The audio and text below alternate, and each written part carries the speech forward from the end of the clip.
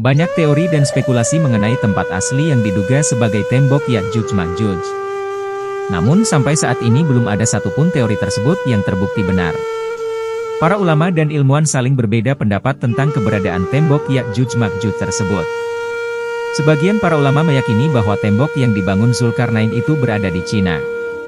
Berdasarkan keterangan Al-Quran dan hadis, tembok Ya'juj Ma'juj berada di wilayah timur, sedangkan tembok besar Cina berada di sebelah wilayah utara.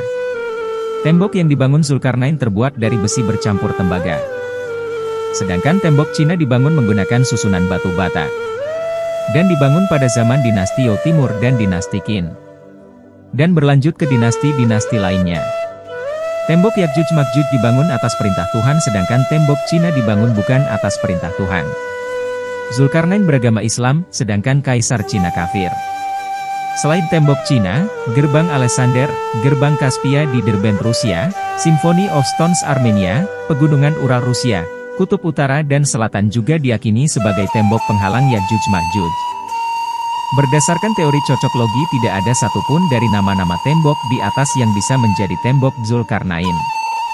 Yang sejarahnya dapat ditelusuri hingga peradaban lokal dan tidak terletak di tengah pegunungan. Yang menjadi pembatas alami antara dua bangsa di kedua sisinya. Kita mengetahui sejarah tembok ini saat ini karena sejarawan modern yang melakukan penelitian, ini adalah pengetahuan yang tidak tersedia bagi para sarjana Islam yang menyimpulkan seperti kita.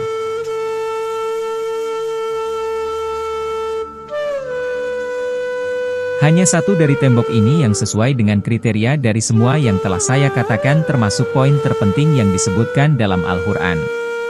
Tembok ini terletak di pegunungan Kaukasus yang menjadi pembatas antara Rusia Selatan dan Georgia yang membentang sepanjang 1.200 km. Yang unik dari pegunungan ini adalah bentuknya yang seperti tembok besar yang kokoh. Tingginya lebih dari 5.000 kaki, membentang secara konsisten antara Laut Hitam dan Laut Kaspia. Keistimewaan lain dari pegunungan ini adalah secara historis selama ribuan tahun hanya ada satu jalur alami melalui pegunungan yang melewati lembah sempit dengan tembok sangat tinggi di kedua sisinya, persis seperti yang dijelaskan dalam Al-Quran. Ini adalah satu-satunya jalan melewati pegunungan menghubungkan wilayah utara pegunungan ke wilayah selatan. Ini adalah jalur utama yang membentang sejauh 220 km dari Vladikavkaz di Rusia ke Tbilisi di Georgia. Jalan yang dilalui Zulkarnain di antara pegunungan disebut Jalur Darial, terletak di Ngarai Darial tempat tembok itu dibangun. Letaknya di kaki timur Gunung Kazbek, di antara dinding batu vertikal setinggi 1.800 meter. Jalur tersebut saat ini melintasi pegunungan ini pada ketinggian hingga 3.000 meter. Umumnya sejarawan Islam seperti Mas'idi, Istahri, Hamawi dan lain-lain mengidentifikasi tembok yang terletak di Ngarai Darial, atau yang di Derbent di tepi Laut Kaspia sebagai tembok Zulkarnain. Namun seorang sarjana Islam terkenal Yaqut Al-Hamawi yang terkenal dengan buku ensiklopediknya menulis dalam karyanya Kamus Negara-Negara bahwa tembok Darial Pass dibangun dengan tembaga cair. Dairatul Yaqut Al-Hamawi dalam Mujimul Buldan. Darial Pass secara historis penting sebagai salah satu dari dua penyeberangan tradisional pegunungan Kaukasus. Yang lainnya adalah Derbent Pass di dekat Laut Kaspia, yang dibentengi sekitar tahun 150 sebelum Masehi. Perlu dicatat bahwa tingkat Kaspia dulunya lebih tinggi dan penurunan permukaan air membuka jalur invasi di sekitar gunung yang harus dibentengi. Setelah pembukaannya, suku Ya'juj Ma'juj di utara, atau bangsa Hun, mulai mencari jalan keluar. Namun mereka menghadapi kekuatan kerajaan Persia yang menguasai wilayah ini dan membangun penghalang dan benteng yang ada di sana saat ini yang menghalangi mereka.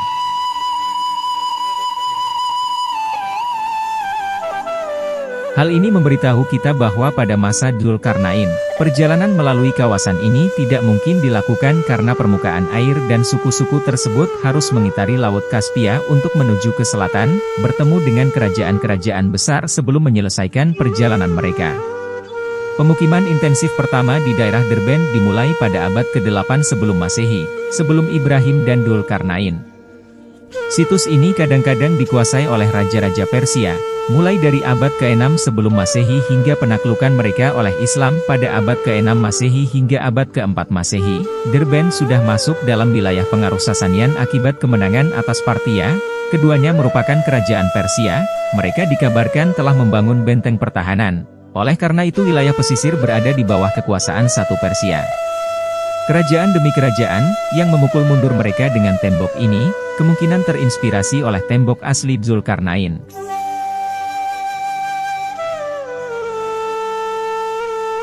Kita bisa mengetahui di mana letak tanah Ya'juj Ma'juj secara historis, dan tembok celah Darial terletak persis di perbatasan tanah bersejarah mereka. Jika kita lihat pada peta keturunan Nuh, Ma'juj berada di timur laut di atas Kaspia dan Ya'juj berada di barat laut di atas Laut Hitam. Mereka biasa melakukan perjalanan ke selatan melalui celah antara pegunungan besar di Georgia untuk mengganggu penduduk setempat. Akhirnya ketika salah satu kerajaan mereka jatuh, kerajaan lain menggantikannya. Lembah Darial juga dikenal sebagai Gerbang Iberia atau Gerbang Kaukasia. Dan disebutkan dalam sejarah Georgia dengan nama Ralani, Dargani, Darialani. Dengan kata lain nama Darial telah melestarikan fakta sejarah tentang tembok yang terbuat dari logam yang pernah ada di lembah tersebut. Di kedua sisi lembah Darial berbentuk seperti dua sisi cangkang laut yang terbuka. Pada dasarnya tembok ini akan terlihat sangat mirip dengan bendungan modern, kecuali terbuat dari balok besi dengan menggunakan cairan tembaga. Pakar geoarchaeologi dan archaeomineralogi Georgia menerbitkan hasil penelitian ilmiah mereka yang menemukan bukti-bukti adanya pertambangan dan pengolahan logam di berbagai wilayah selatan Kaukasus sejak masa sekitar 3000 sebelum Masehi. Pengolahan emas, besi, dan tembaga tersebar di berbagai provinsi mulai bagian barat Georgia hingga sebelah timur di perbatasan Armenia. Kaki pegunungan Kaukasus kaya akan bijih logam, emas, perak, besi, tembaga, serta berbagai biji logam lain, yang sampai sekarang kandungannya masih tersedia dalam jumlah besar.